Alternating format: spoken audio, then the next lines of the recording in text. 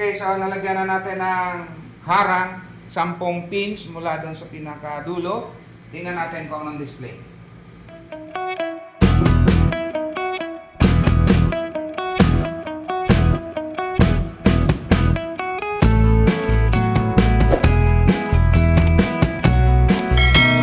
Shout out mga ka-difficulties dito. May gagawin tayo ngayon. Ito, LG na 49UN. Yan. So, wala daw ano to, walang tao. Walang tunog. Tingnan natin.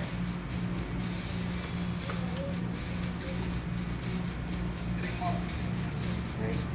So, check natin kung ano ang status.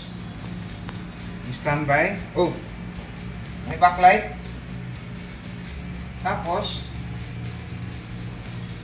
wala. Pa-flash lang yung backlight niya. Okay, so ulitin natin na power on. Ayan, may guhit siya. Tapos nawala. Tapos may backlight. Tayo natin. Dapat yan, meron ng logo eh. Ayan. So buhay ang backlight, walang display. Nagpa-power on, nagpa-power off. Okay, so check natin kung ano lang laman sa loob.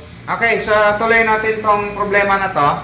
Mandar siya, walang picture, pero may backlight. So ngayon, ito, gamit tayo na tester. Alamin natin kung may problema ba yung panel niya or yung board. So gamit lang tayo ng analog. Ayan. Okay, naka 50 range. So ito, check natin dito kung papasok ito yung BGH niya. Lagay natin sa positive side. Tapos, panda rin. Ayan. May remote to, diba? Ayun.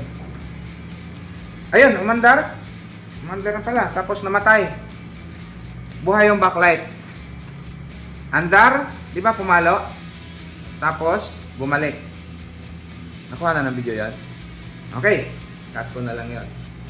So, buhay ang backlight, nag-down to 0 yung BGH. Patayin natin. Try natin ihang tong side na to. Tanggalin natin to kung sino ang may dahilan. Tapos tutok uli. Saksak. And power on. Uy, ganun din. Pumalo, tapos nawawala. Okay, isa pa. Dito naman tayo sa kabila. Hang natin lahat. Tutok natin dyan. Saksak. Op! Meron na siyang supply, di ba? So, nasa 25 volts. Yun yung nasukat niya. So, hindi na siya bumabagsak. So, dito, bagsak siya. Dito, hindi. Balik natin yung isa.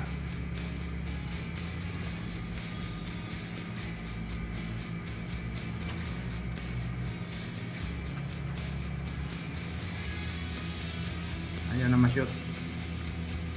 Ayan. Tingnan natin kung di ba mamatay. Yan. Kaya natin.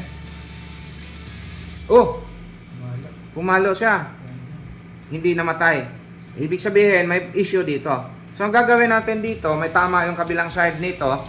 Ang gagawin natin, i-extend natin yung buhay ng LCD. Try natin i-block yung signals niya o clock signals. So, dito, kung napansin natin itong mga resistor na to, mula doon sa pinakauna hanggang dito sa bandang gitna, mag-count tayo ng 10 para i-block natin kasi connected yan dito eh.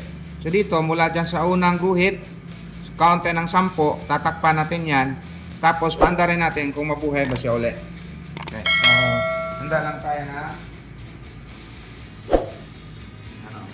cutter. Natin lang natin makita eh.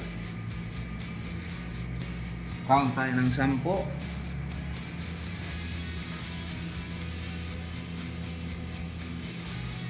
Iba 12. Ito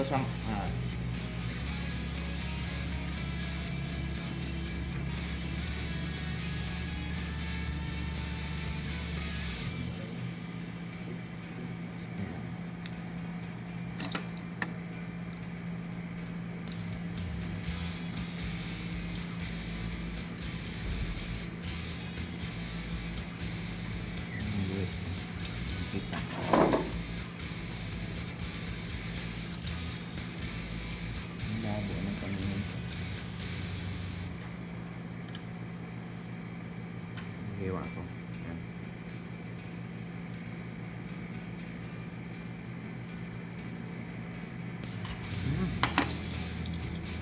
Parang mapurol yung ano cutter eh.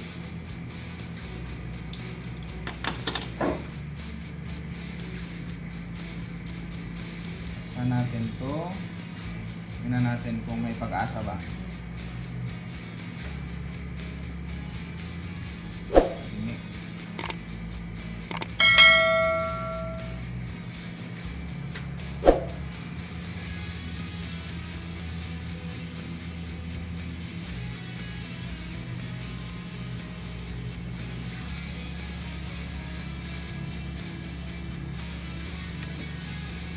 Tapos tutok ulit. Check natin. Saksak. Oh! Hindi na namatay, di ba? Tingnan natin yung display. Okay, so nalagyan na natin ng harang 10 pins mula doon sa pinakadulo. Tingnan natin kung anong display.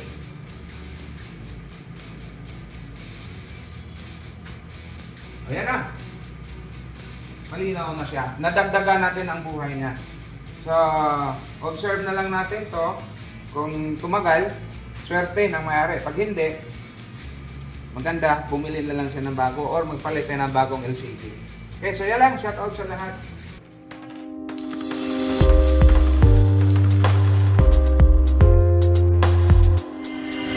Although marami na akong upload nito, pangatlo ko na siguro to. Yung ina-adjust natin yung current ng backlight. Okay, ito. Kita natin. So dito, meron tayong na-monitor na 555 mA. Yun yung load ng ating backlight. So ngayon, para sa akin, masyadong mataas. Kaya ang mangyari dyan, pag nagpalit ka ng backlight, maaaring 1 year or 6 months, pwedeng mapundi na dahil usually kasi ang mga na-encounter natin pag ganitong mga 32-30 inches is only 300 mA. So, maganda nga yan, 200 mA lang eh. Maliwanag pa rin yun. Ngayon ito, 557 mA. So, i-adjust natin to. So, magbawas tayo ng resistor dito sa side na to. Tapos tingnan natin, monitor natin kung ilan yung ibabagsak sa isang ibabawas natin. So, okay. So, bawasin ko isa nito. Yan. Kita nito. Alisin ko yan. Tapos, tingnan natin kung ilan yung output.